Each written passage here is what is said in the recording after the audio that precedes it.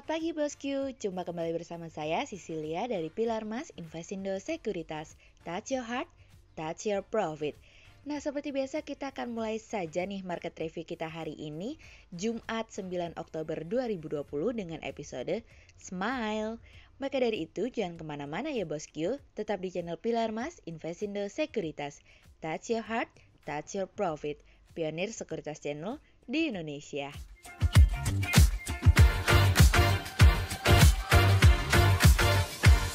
Seperti biasa, kita akan mulai dari Global Economics Calendar.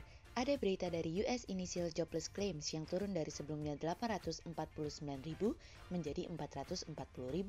Kemudian ada dari US Continuing Claims yang turun dari sebelumnya 11.979K menjadi 10.976K. Kemudian ada dari US Bloomberg Consumer Comfort yang turun dari sebelumnya 49,3 menjadi 48. Kemudian kita beralih ke corporate news. Ada berita dari PT Televise Indonesia Tbk atau TFAS yang telah menyerap anggaran belanja modal atau capital expenditure sebesar 4,8 miliar rupiah dari yang dianggarkan di tahun 2020 sebesar 17,8 miliar rupiah di kuartal ketiga dari kontan.co.id. Kemudian ada dari PT Mulia Bogaraya Tbk atau Keju yang sepanjang Januari hingga Juni 2020 lalu, Keju mencetak laba bersih sebesar 57,10 miliar rupiah, naik 59,08% dibandingkan laba bersih periode yang sama tahun lalu yang hanya mencapai 35,89 miliar rupiah dari kontan.co.id. Kemudian pada perdagangan hari Kamis tanggal 8 Oktober 2020, IHSG ditutup menguat 34 poin atau 0,70% menjadi 5.039. Sektor aneka industri, industri konsumsi infrastruktur, perkebunan, industri dasar pertambangan bergerak positif dan menjadi kontributor terbesar pada kenaikan IHSG kemarin. Investor asing membukukan pembelian bersih sebesar 49 miliar rupiah. Kemudian kita akan masuk ke market review kita hari ini. Cerita hari ini akan kita awali dari minum obat dulu bro. Ketidakjelasan Trump dalam memberikan keputusan sebagai pemimpin menjelang pemilihan presiden semakin terlihat. Kebimbangan dalam membuat keputusan terlihat dipengaruhi oleh jumlah suara yang akan memilih dirinya. Stephen Mnuchin mengatakan dalam sambungan telepon bahwa Presiden Trump menginginkan kesepakatan tentang paket yang komprehensif. Juru bicara White House yang sebelumnya mengatakan bahwa mereka menginginkan paket stimulus yang lebih sedikit, sekarang mereka mengklarifikasi ulang pernyataan tersebut dengan mengatakan bahwa pemerintah menginginkan paket stimulus yang lebih besar. Tarik ulur pembicaraan stimulus kami melihat semakin mengalami ketidakpastian karena ada konflik kepentingan politik menjelang pemilu di sana.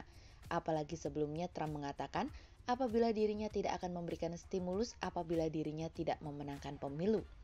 Mnuchin dan Pelosi melakukan conference call dengan Ketua House Small Business Committee, Nydia Velázquez dan Ketua Komite Jasa Keuangan, Maxine Waters, tentang usaha kecil dan akses untuk permodalan.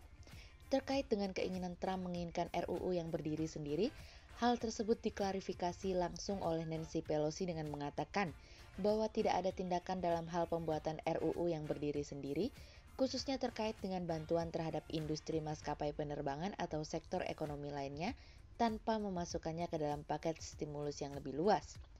Pemimpin mayoritas Senat Mitch McConnell juga mengatakan bahwa kedua belah pihak harus terus menegosiasikan kesepakatan. Namun, ada perbedaan besar tentang berapa banyak yang harus dibelanjakan.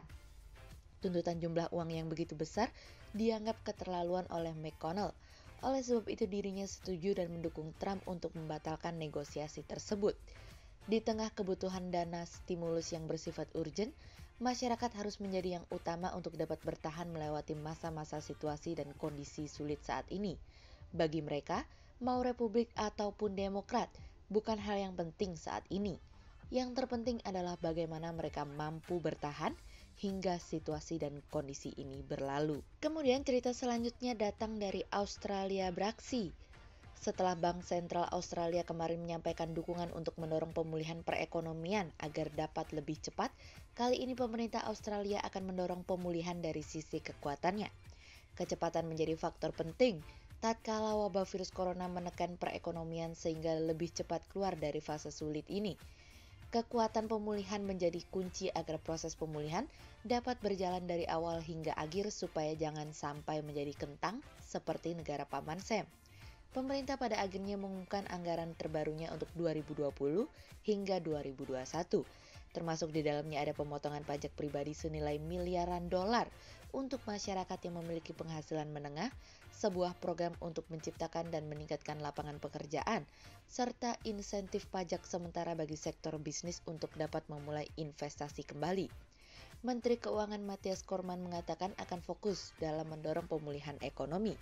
Kormann menambahkan bahwa dirinya dan pemerintah menginginkan lebih banyak pekerjaan yang akan lahir, dan lahirnya pekerjaan tersebut diciptakan oleh bisnis yang mengalami pertumbuhan dan menguntungkan. Oleh sebab itu, Kormann ingin melakukan lebih banyak investasi dalam bisnis tersebut untuk menjaga pertumbuhan dan kesuksesan di masa yang akan datang. Australia akan menyediakan 4 miliar dolar Australia selama 3 tahun untuk mempercepat pertumbuhan lapangan pekerjaan. Pemerintah juga akan membayar perusahaan hingga 200 dolar Australia per minggu jika mereka turut mempekerjakan masyarakat yang masuk kategori umur muda dari Australia, yang dimana mereka sebelumnya berpotensi terkena dampak dari resesi. Dalam anggaran 2020 hingga 2021, Australia akan memberikan dukungan sebesar 507 miliar dolar, termasuk di dalamnya 257 miliar dolar, dalam bentuk dukungan perekonomian secara langsung. Respon pemerintah akan selalu disesuaikan dengan situasi dan kondisi yang ada, sehingga dapat menahan setiap guncangan yang memberikan dampak negatif terhadap perekonomian. Rencana pemulihan Australia akan dimulai dari menciptakan lapangan pekerjaan, meningkatkan ketahanan perekonomian, dan menciptakan perekonomian yang lebih kompetitif dan memberikan pendapatan yang lebih baik.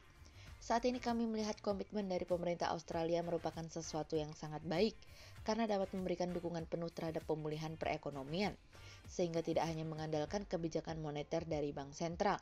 Bauran kebijakan tersebut akan menjadi kekuatan baru bagi Australia untuk dapat bertahan di tengah situasi dan kondisi saat ini, serta melakukan pemulihan yang lebih cepat dari negara lainnya.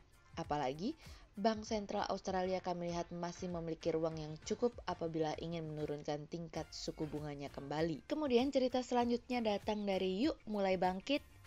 Pemulihan ekonomi dalam negeri menjadi pekerjaan rumah pemerintah yang saat ini telah menarik perhatian para pemilik modal. Belakangan, yang cukup menarik perhatian adalah disahkannya RUU Cipta Kerja oleh DPR dan pemerintah. Tentu, apabila tujuan besar dari langkah tersebut terjadi, akan ada banyak dampaknya. Salah satunya adalah efisiensi dari segi birokrasi, transparansi proses di mana sistem elektronik dianggap dapat menjadi solusi guna meningkatkan peringkat EODB, sehingga mendatangkan foreign direct investment. Aliran FDI tersebut tentunya diperlukan Indonesia guna cepat mengalami pemulihan dan menaikkan permintaan terhadap kawasan industri serta sewa perkantoran yang dalam beberapa tahun belakangan memang cukup terpukul. Menurut research yang diterbitkan Colliers International, sektor properti perkantoran di DKI Jakarta diperkirakan pulih pada 2022. Berdasarkan data Colliers International Indonesia, proyeksi pasok kumulatif di Jakarta saat ini tercatat 10,3 juta meter persegi dengan 6,9 juta meter persegi atau sekitar 66%-nya terletak di CBD. Selain itu, jumlah ruang kantor di Jakarta yang belum terserap tercatat 1,9 juta meter persegi dengan 68%-nya dipasok di CBD. Pada kuartal 3 2020 tidak ada pasokan baru baik di CBD maupun di luar CBD. Untuk sepanjang tahun ini, para pengembang kemungkinan besar akan menunda untuk memulai konstruksi proyek gedung perkantoran yang masih dalam tahap perencanaan. Colliers International memperkirakan tambahan pasokan perkantoran di Jakarta mencapai 1,22 juta meter persegi selama 2020 hingga 2024 dengan sekitar 800.000 meter persegi diantaranya dipasok di CBD. Proyeksi tingkat permintaan ruang perkantoran lebih rendah dibandingkan dengan proyeksi yang sebelumnya akibat pandemi yang membuat lambat pertumbuhan ekonomi. Apabila pemulihan terlihat pada tahun 2021, kami menilai untuk sektor properti ini dapat lebih lambat melihat pemulihan dari sektor tersebut sangat bergantung pada daya beli masyarakat dan aliran dana masuk pada sektor real.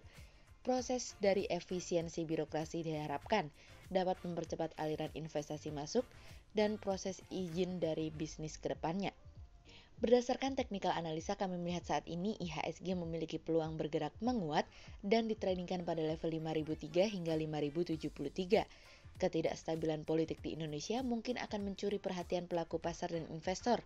Namun diharapkan rencana paket stimulus dari Amerika yang lebih besar akan menjadi obat bagi volatilitas pasar hari ini. Berikut Stockwatch Pilar Mas hari ini. Yang pertama ada dari ASI, kemudian yang kedua ada dari Ali, dan yang ketiga ada dari TLKM. Berikut dua saham yang kami analisa hari ini ya bosku. Yang pertama ada dari PEHA atau PT Papros Tbk yang tahun ini akan fokus mengoptimalkan produk existing dan pengembangan ke arah yang mendukung kesehatan nasional di masa pandemi. Di tengah kondisi COVID-19, perusahaan mengoptimalkan sumber daya yang dimiliki akan kebutuhan konsumen dalam menghadapi virus COVID-19. Hal ini merupakan strategi perusahaan untuk tetap eksis di saat wabah corona sedang terjadi dan untuk memenuhi kebutuhan pasar dalam negeri. Adapun produk yang dioptimalkan antara lain vitamin C injeksi, vitamin C dosis tinggi 500 mg, sementara produk dari anak perusahaan PEHA atau PT Lukas Jaja dan PT Marin Lisa Farmasi yang launching beberapa produk, salah satunya disinfektan dan antiseptik. Sehingga berdasarkan technical analisa dalam tren pada jangka waktu short term, berpotensi untuk bullish dengan target 1600 dan tingkat probabilitas sebesar 42%. Kemudian yang kedua ada dari Kino atau PT Kino Indonesia yang fokus tambah produk yang laris. Di saat daya beli masyarakat yang masih belum pulih, tentunya menjadi tantangan perusahaan dalam menghadapi situasi saat ini, sehingga perlu dilakukan penyesuaian akan produknya. Hal ini perlu dilakukan perusahaan dalam memanage produk yang memiliki permintaan tinggi dan memperhatikan produk yang permintaan rendah, sehingga perusahaan dapat menambahkan jumlah produk yang memiliki permintaan tinggi di pasar.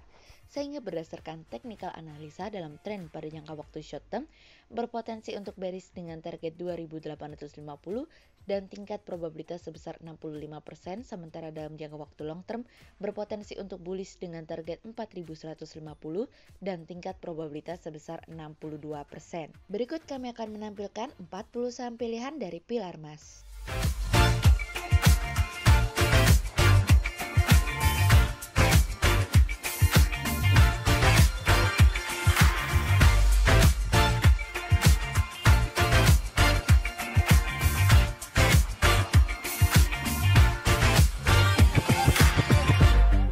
Sekian untuk review market kita kali ini ya bosku. Untuk info lebih lengkapnya, bosku bisa download PDF dengan klik link di bawah video ini, atau bisa juga langsung akses ke website kami di www.pilarmas-investindo.co.id. Dan jangan lupa untuk selalu jaga kesehatan buat para bosku ya. Kita akan bertemu lagi untuk market review yang berikutnya. Jadi jangan lupa like, subscribe, dan tonton terus channel Pilar Mas Investindo Sekuritas. Touch your heart, touch your profit. Pionir Sekuritas Channel di Indonesia.